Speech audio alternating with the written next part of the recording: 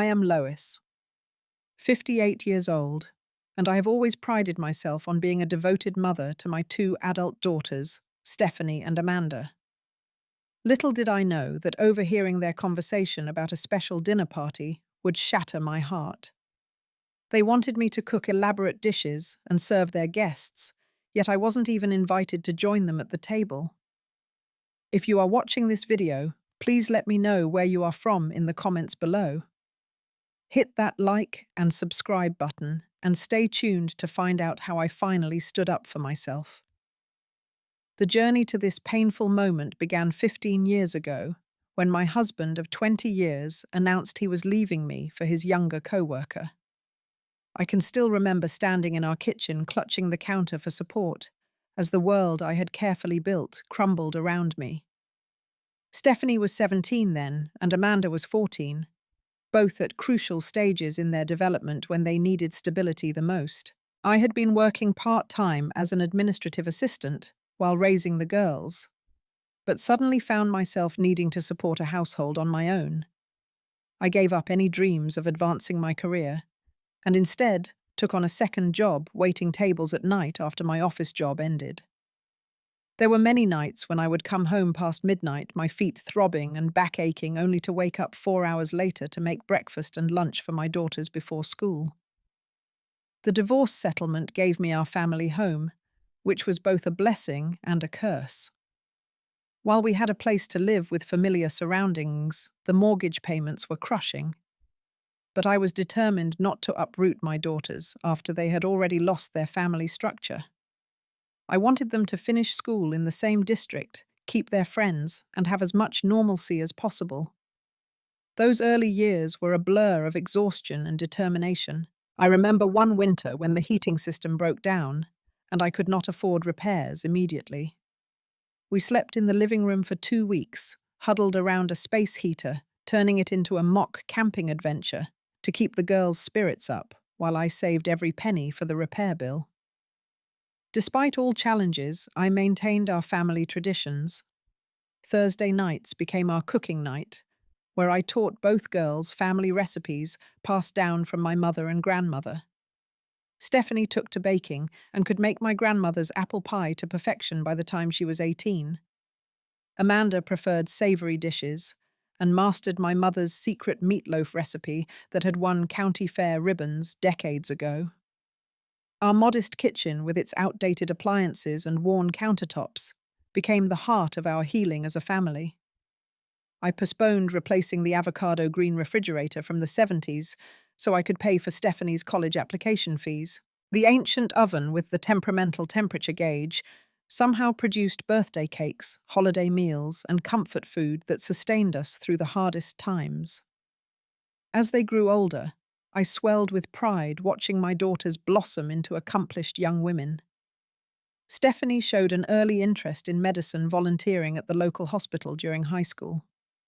Her determination paid off when she was accepted to medical school, and I took on even more hours at work to help with her expenses.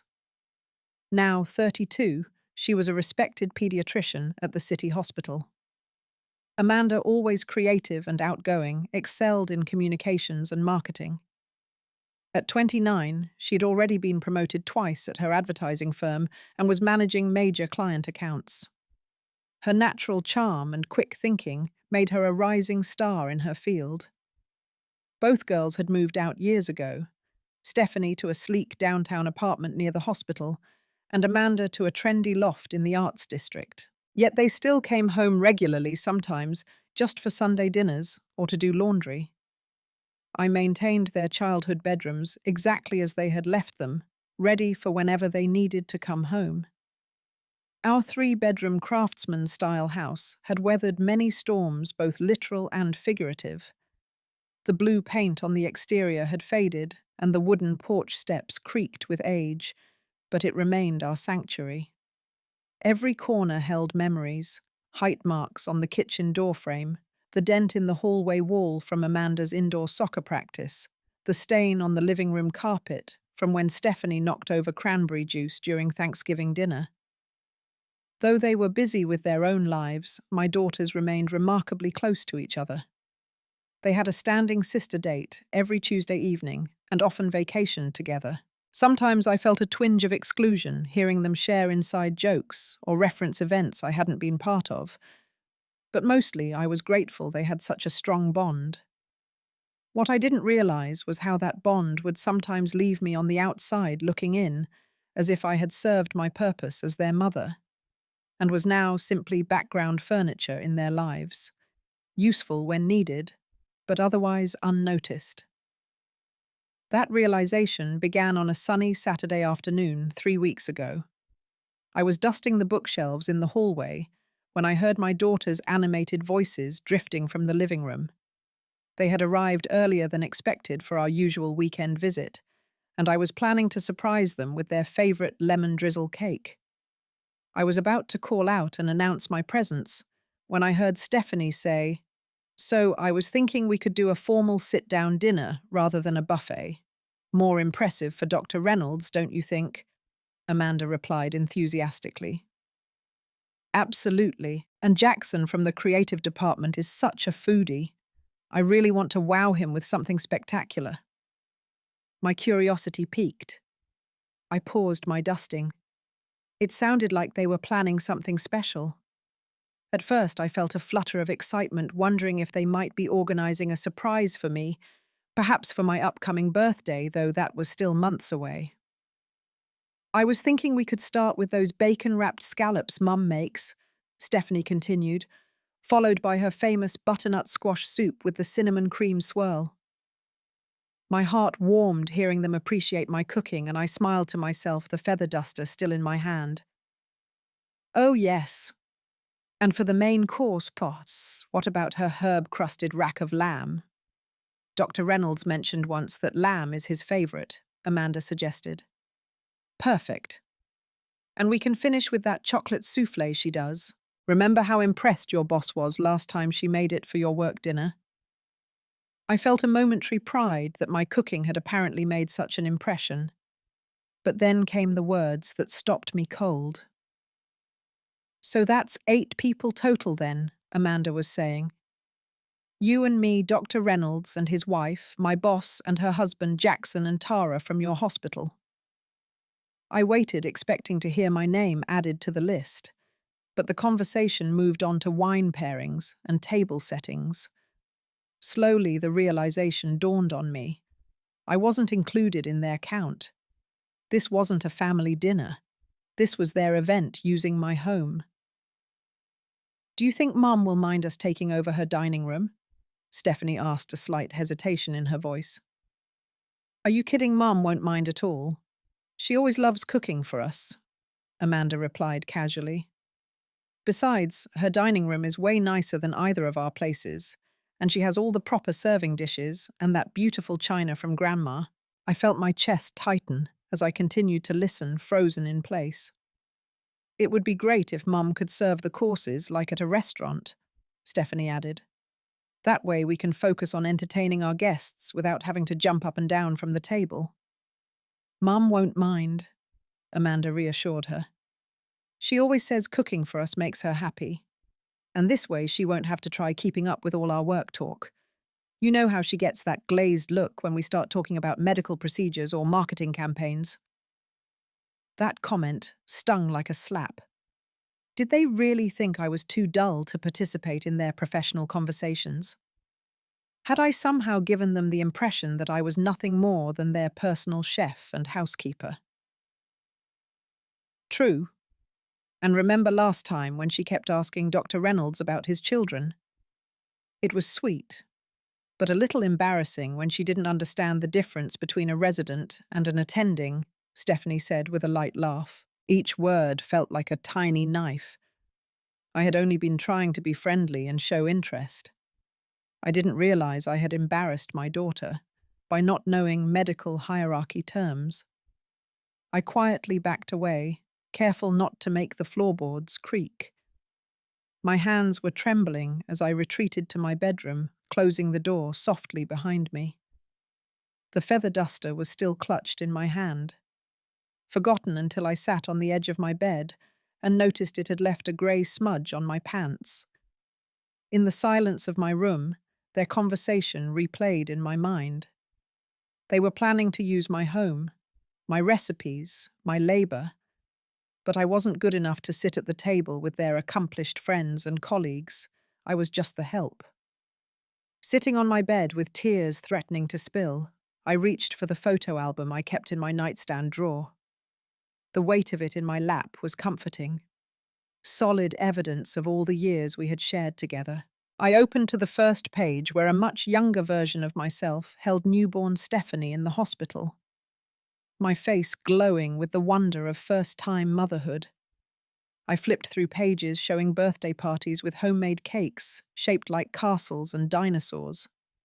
Halloween costumes I had stayed up all night sewing Christmas mornings with presents carefully wrapped, despite tight budgets.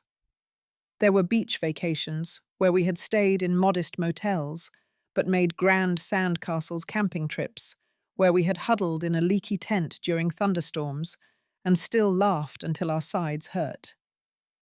There was a photo from Stephanie's high school graduation, her face serious under the cap as she gave the valedictorian speech I had helped her practice for weeks.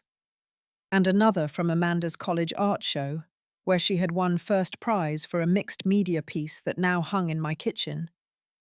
In every image I could see the girls looking to me, for approval, for comfort, for celebration. When had that changed?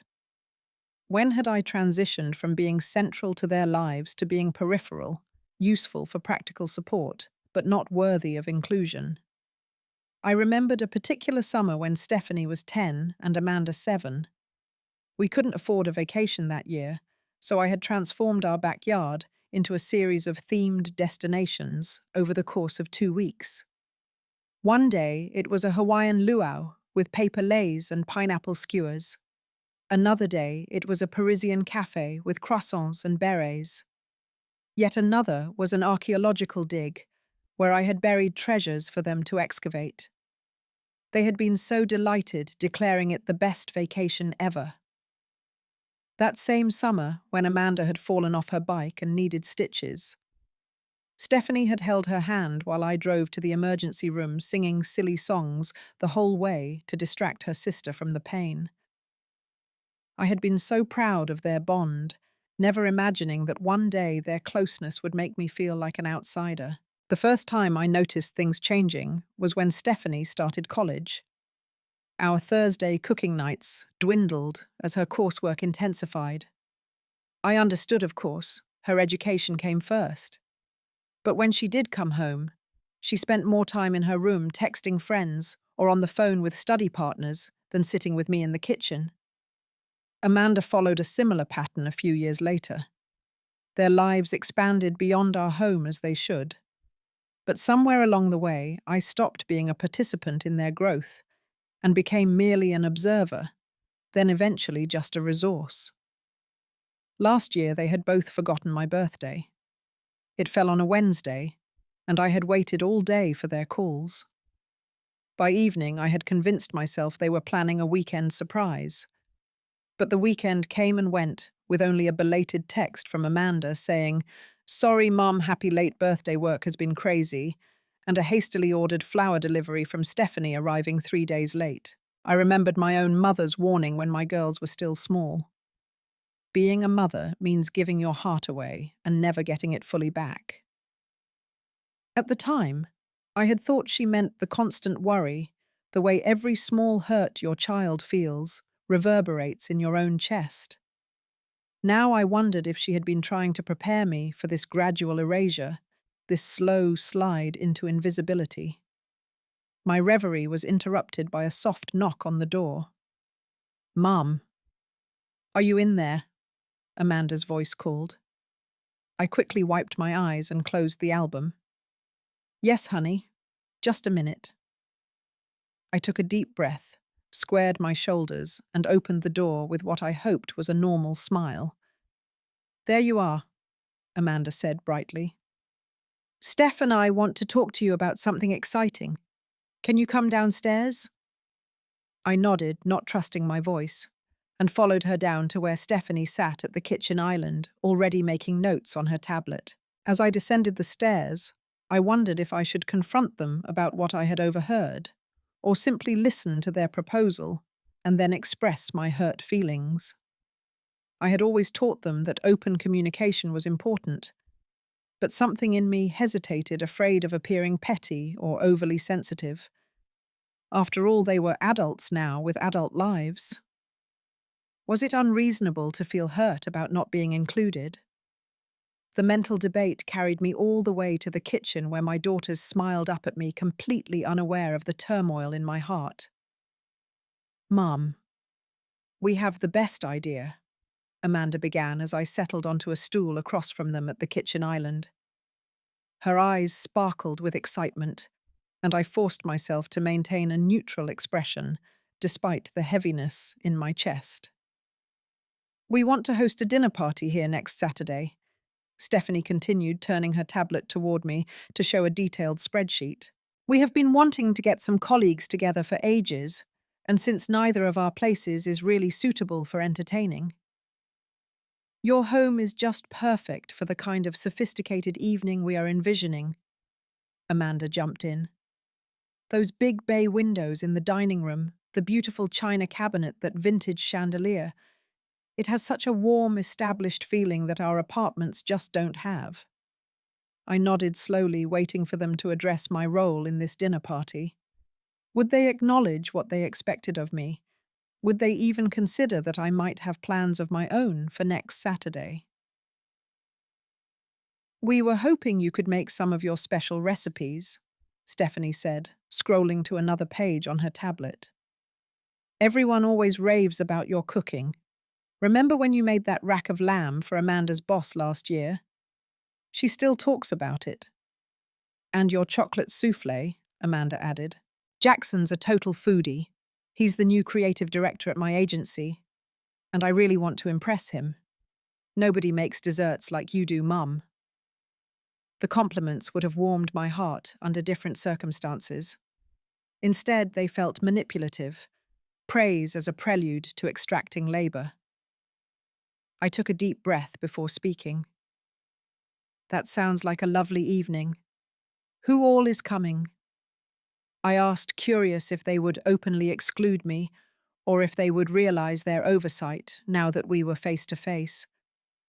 They exchanged a quick glance before Stephanie answered. "Well, there's going to be 8 of us. Me and Amanda, Dr. Reynolds, and his wife. He's the head of pediatrics and could be really influential for my career. Then there's Amanda's boss and her husband, and 2 other colleagues who are single. Jackson from her agency, and Tara, a surgical resident from my hospital." "I see," I said carefully. "And will I be joining you for dinner?" The moment of uncomfortable silence that followed told me everything. "Oh, Mum," Amanda finally said with a small laugh that didn't reach her eyes. "We didn't think you'd want to. It's going to be all work talk and industry gossip. You'd be bored to tears. Plus," Stephanie added quickly, "we were hoping you might help serve the courses. You know, bring out each dish with a proper presentation like at a restaurant. It would add such a special touch." I felt something shift inside me, a mixture of hurt and indignation that made my voice slightly sharper than intended. "So I am good enough to cook all day and serve you and your friends, but not good enough to sit at the table?" Both their faces registered surprise. Amanda recovered first, her expression softening into one I recognized from her childhood, the look she gave when trying to cajole me into buying an expensive toy or staying up past bedtime. "Mom, it's not like that at all. We just thought you'd enjoy being in the kitchen. You always say cooking relaxes you." "Yes." Stephanie nodded vigorously. "And honestly, you'll be spared having to listen to Dr. Reynolds drone on about hospital politics, or Jackson analyze every commercial that comes on TV. We thought we were doing you a favor," Amanda concluded.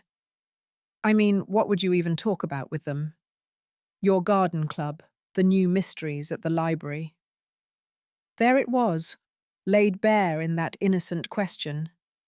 In their eyes, I had become a cardboard cutout of a middle-aged woman with no depth. No interesting thoughts, nothing to contribute to sophisticated conversation. Never mind that before becoming a mother, I had travelled through Europe alone with nothing but a backpack, or that I had once written articles for the local newspaper, or that I still read voraciously across subjects from quantum physics to ancient civilizations. I might surprise you with what I could talk about, I said quietly. But looking at their confused expressions, I realized they couldn't even imagine me as someone with thoughts worth sharing. When had that happened?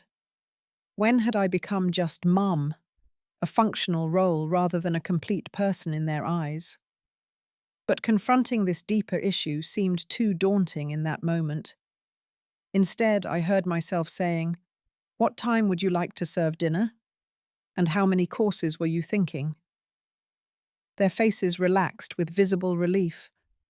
For the next 30 minutes, we discussed menus and timing and shopping lists. I nodded and made notes while a part of me watched from a distance, wondering why I was agreeing to this, why I couldn't simply tell them how hurtful their assumptions were. "You are the absolute best, Mum," Amanda said when we had finalized the plans. She hugged me quickly before grabbing her purse. "We have to run now. We are meeting friends for drinks, but we will be back tomorrow to help with the grocery shopping." They were gone, in a flurry of perfume and promises, leaving me alone in the kitchen they had just volunteered me to work in all day Saturday.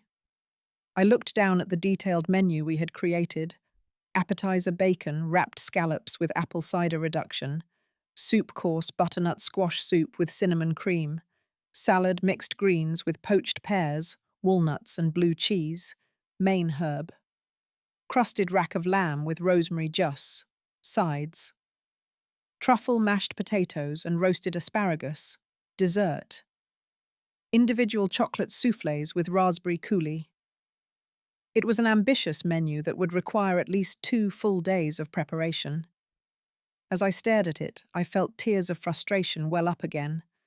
But this time there was also a spark of something else, a quiet determination that my daughters needed to learn I was more than just their personal caterer. The day of the dinner's party arrived with perfect autumn weather, crisp and sunny, with leaves turning golden on the maple tree outside my kitchen window. I had been up since dawn, prepping vegetables, making stock for the soup, and preparing the dessert components ahead of time. My lower back ached from standing so long, but I continued working methodically through the extensive preparation list I had created. Stephanie and Amanda arrived around noon, each carrying bags from the wine store. "We got the champagne for the welcome toast and different wines to pair with each course," Stephanie announced, looking pleased with herself. "And flowers for the table," Amanda added, pulling out an elaborate arrangement from a high-end florist. "I think the burgundy and cream theme works perfectly with your dining room, Mum." I nodded, hands deep in a bowl of breadcrumbs and herbs for the lamb crust. "The table still needs to be set. The good china is in the cabinet, and the silver needs polishing." "On it," Amanda said, though she immediately became distracted by texts on her phone. Stephanie was similarly engrossed in her device, occasionally looking up to ask me a question about timing or presentation. Neither of them seemed to notice my growing fatigue, or the fact that I had barely sat down all day. When I suggested they might help with the actual cooking, Amanda laughed. "Mum, nobody makes these dishes like you do. We would just mess them up." "Besides," Stephanie added, "we need to get ready. First impressions are everything, especially with Dr. Reynolds." They disappeared upstairs to my bathroom with their makeup bags and outfit options, leaving me to continue the preparations alone. I heard their laughter drifting down, reminiscent of their teenage years, when they would spend hours getting ready for school dances. The sound that once brought me joy now underscored my exclusion. By 5 o'clock, the dining room had been transformed. The antique mahogany table gleamed under my grandmother's lace tablecloth set with the best china and crystal glasses that usually only emerged for major holidays. The flowers formed a stunning centerpiece, with candles strategically placed to cast a flattering glow. The house was filled with delicious aromas from the simmering soup and roasting lamb. My daughters emerged looking like magazine models, Stephanie in a sleek black dress that emphasized her tall, slender frame, and Amanda in a deep blue cocktail dress that made her eyes pop dramatically. Both wore heels that clicked importantly on the hardwood floors as they made final adjustments to the table settings. "Mum, you should change before the guests arrive," Amanda said, noticing my cooking apron over a simple blouse and slacks. I glanced at the clock. "The guests will be here in 20 minutes and I still need to finish the sauce for the lamb." "Well, at least put on something nicer than those pants," Stephanie suggested, wrinkling her nose slightly. "Maybe that navy dress we got you for Christmas. You can keep the apron on for cooking, but when you serve, you should look presentable." The comment stung. Presentable. As if I needed to be reminded to not embarrass them. As if I would otherwise choose to look shabby or unkempt. Nevertheless, I hurried upstairs and changed into the navy dress, which was indeed elegant, but also uncomfortable for kitchen work. When I returned, Amanda handed me a small white apron, nothing like my comfortable, practical cooking apron. "This will look more professional when you're serving," she explained, "like at a fancy restaurant." The doorbell rang at precisely 6:30. I remained in the kitchen, putting final touches on the appetizers while listening to the sounds of arrival, excited greetings, compliments on the beautiful home, the pop of a champagne cork. No one came to the kitchen to say hello to the cook. As I arranged the bacon-wrapped scallops on serving platters, I could hear the animated conversation from the living room. My daughters' voices sounded different somehow, more sophisticated with an almost artificial brightness. They were in full performance mode, presenting versions of themselves tailored for professional advancement. "Your childhood home is gorgeous," I heard a male voice say, presumably Dr. Reynolds. "Such character and charm." "Thank you," Stephanie replied. "We were so lucky to grow up here. The neighborhood has become quite desirable now." There was no mention that I had worked multiple jobs to keep this roof over their heads, or that I still mowed the lawn myself every weekend to save on landscaping costs. "Dinner is ready to serve," I called from the kitchen doorway after giving them appropriate time for cocktails. 8 faces turned toward me, most with the polite but distant expression that reserved for service staff. Only one woman, Dr. Reynolds' wife, I presumed from her age and the way she stood slightly behind him, gave me a genuine smile. "Everyone, this is my mother," Stephanie said with a casual wave of her hand. "She has prepared an amazing meal for us tonight." "How lovely that you cook for your daughters," said Amanda's boss, a stylish woman in her 50s. "My mother couldn't boil water without burning it." She laughed, and everyone joined in, as if she'd said something incredibly witty. "The first course is served," I announced, returning to the kitchen to fetch the platters of appetizers. Throughout the evening, I moved between the kitchen and dining room, bringing out each course with perfect timing.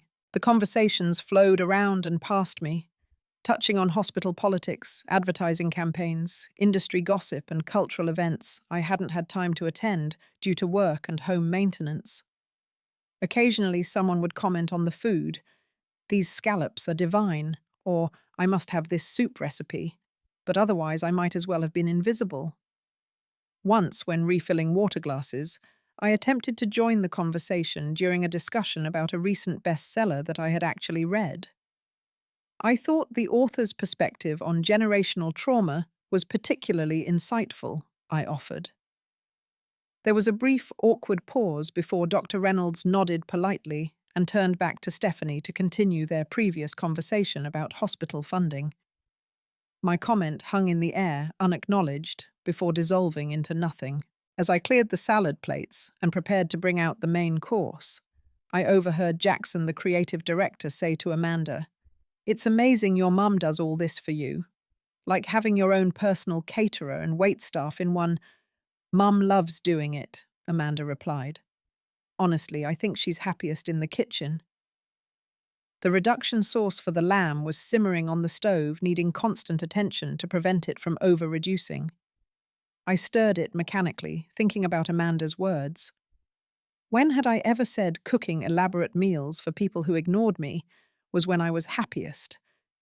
Had I somehow created this impression by always putting their needs first, by making home-cooked meals a priority even during the busiest times, by never asking for recognition or thanks? Lost in these thoughts, I didn't notice the sauce beginning to thicken too much. I quickly added more stock. But in my haste to adjust the heat, my elbow knocked against the ladle, sending a splash of the rich, dark sauce onto my white serving apron and the sleeve of my navy dress. No, no, no, I muttered, grabbing a towel to blot the stain. But it was too late. The red wine in the sauce had already set into the fabric. Taking a deep breath, I finished plating the main course, the lamb perfectly medium rare, the truffle mashed potatoes in quenelles, the asparagus bundled and tied with strips of carrot.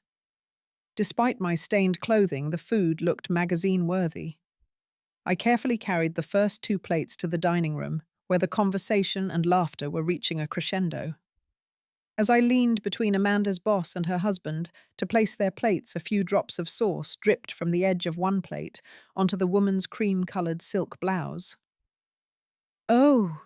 she exclaimed immediately, dabbing at the spot with her napkin. "This is Valentino. I'm so sorry," I said, mortified. "Let me get you some club soda for that." "Mum," Stephanie hissed, her face flushed with embarrassment. She shot me a look that transported me back to her teenage years, when any parental action could trigger acute social distress. I retreated to the kitchen for club soda and a clean cloth, my hands trembling slightly. When I returned, the conversation had awkwardly resumed, though Amanda's boss continued to dab at her blouse with obvious displeasure.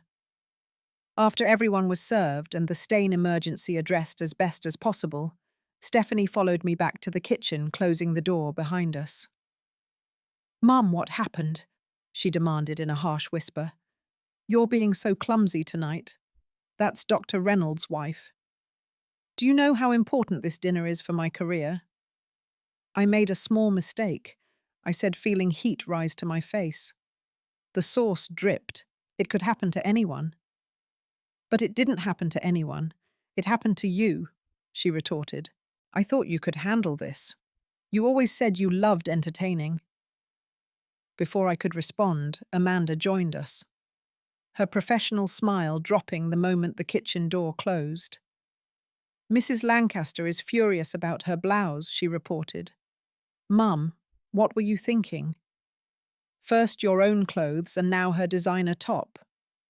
"It was an accident." I repeated, a lump forming in my throat.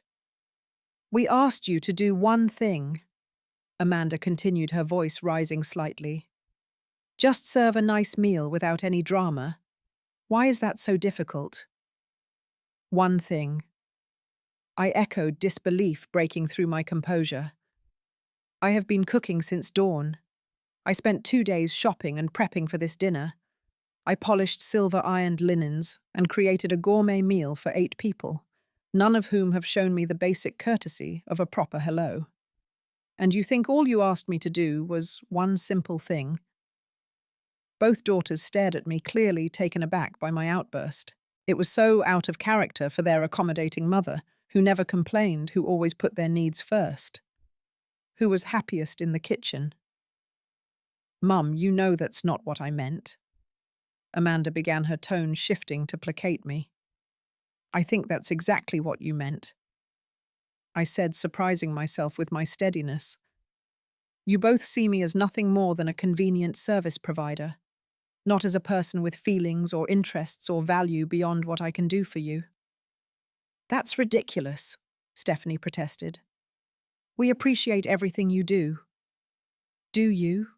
I asked quietly.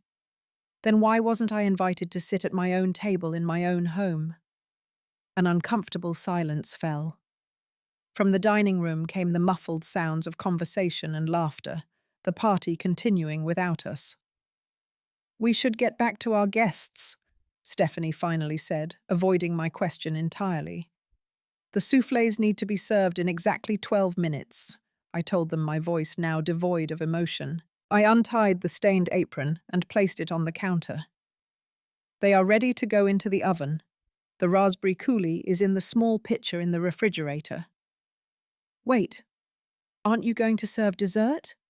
Amanda asked, looking confused. I met her gaze steadily. No, the dinner is prepared. You and your sister can serve it yourselves. I am done being the invisible help. Without waiting for their response, I walked out of the kitchen through the dining room, where conversation halted abruptly at my appearance, and up the stairs to my bedroom. Behind me, I heard Stephanie smoothly explain, "Dessert will be served shortly, everyone. More wine in the meantime." As I closed my bedroom door, I heard the party resume, and for the first time in longer than I could remember, I put my own needs first and allowed myself to truly feel the hurt that had been building for years.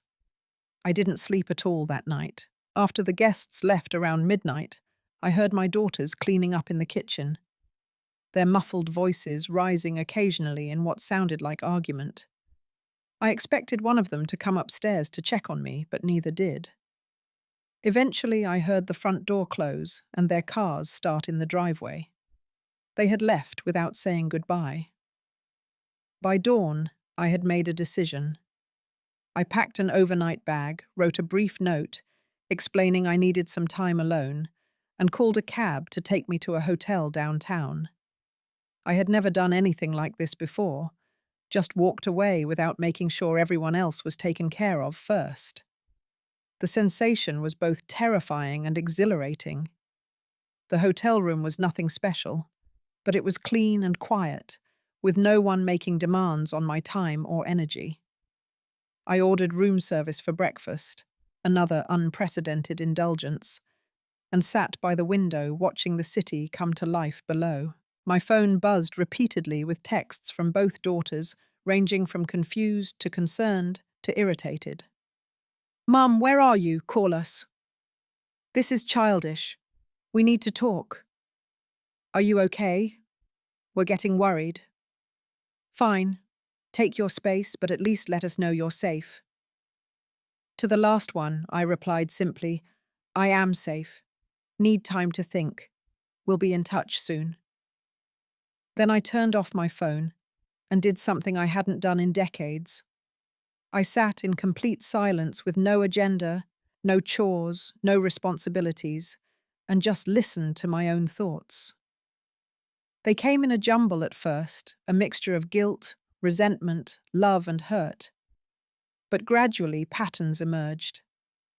I had spent 15 years since the divorce defining myself solely as a mother, measuring my worth by how well I could serve my daughter's needs. When had that tipped from healthy nurturing into unhealthy self-erasure?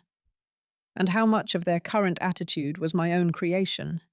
The result of never asking for respect or appreciation, of teaching them that my purpose was to make their lives smoother. With painful clarity, I realized I had been complicit in my own invisibility.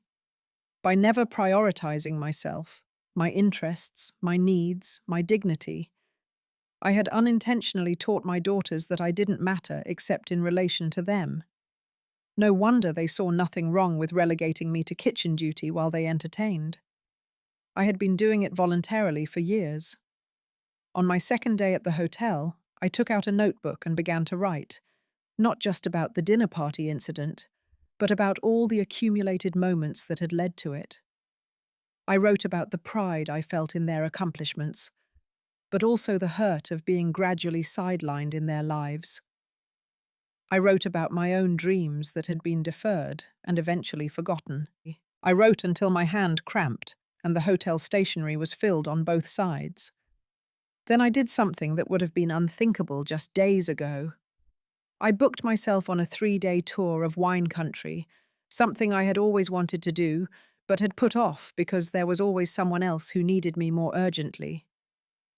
Before leaving, I called each daughter and left voicemails letting them know I was safe but needed a week to myself. Their return calls were immediate and loaded with a mixture of relief, confusion, and indignation. "Mom, what is going on with you?" Stephanie demanded when I finally answered.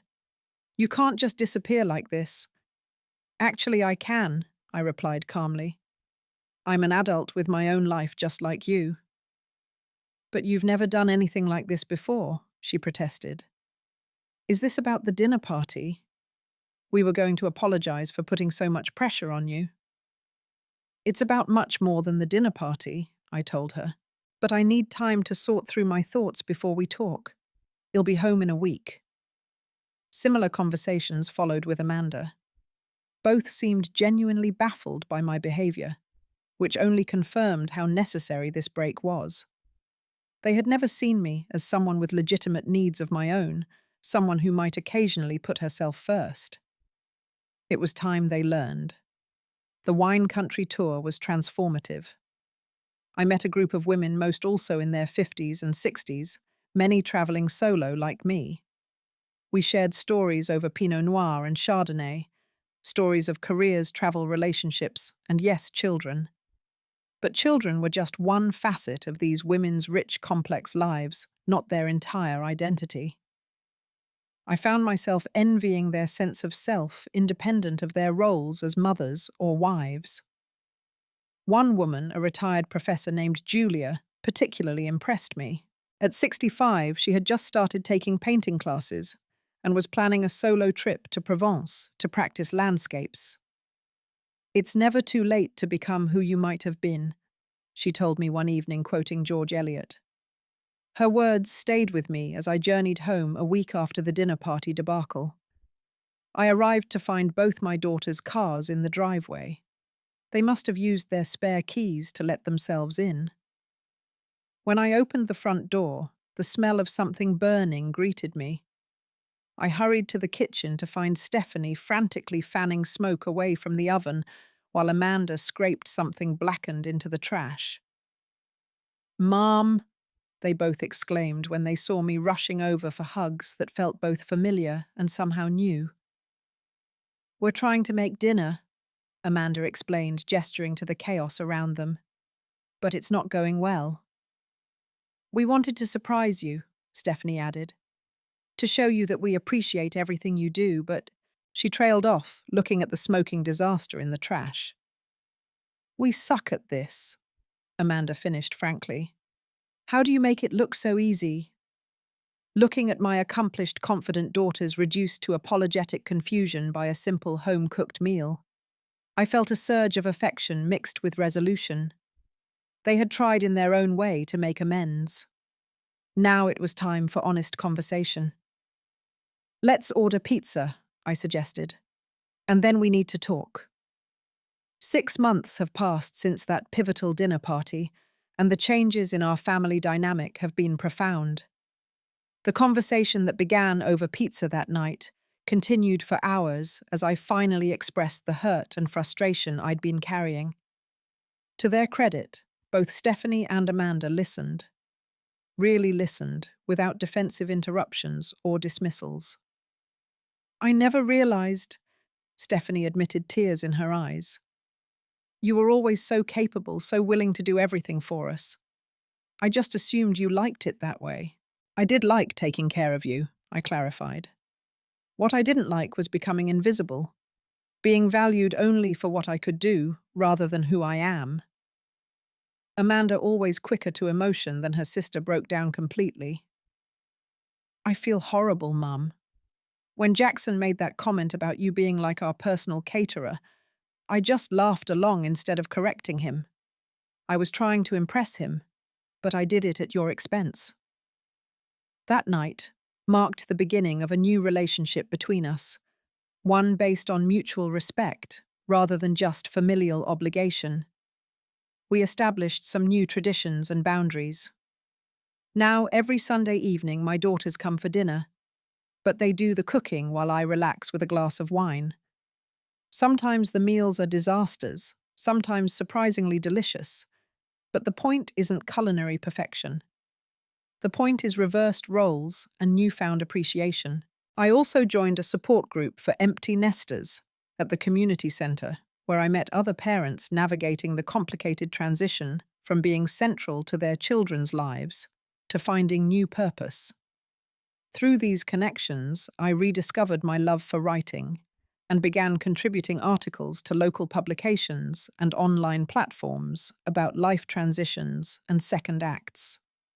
Most surprisingly, I started dating again. Nothing serious yet, but enjoying the company of interesting people who see me as a whole person, not just a mother.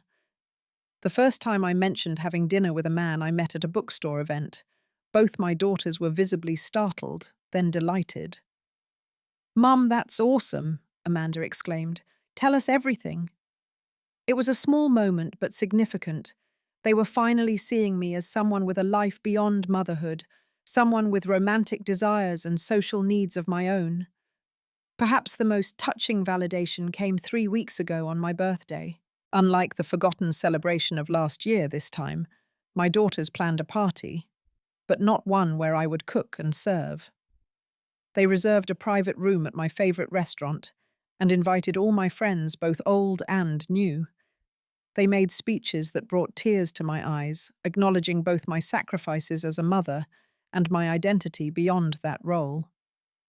"Growing up, I thought Mum was just, well, Mum," Stephanie said to the gathered guests.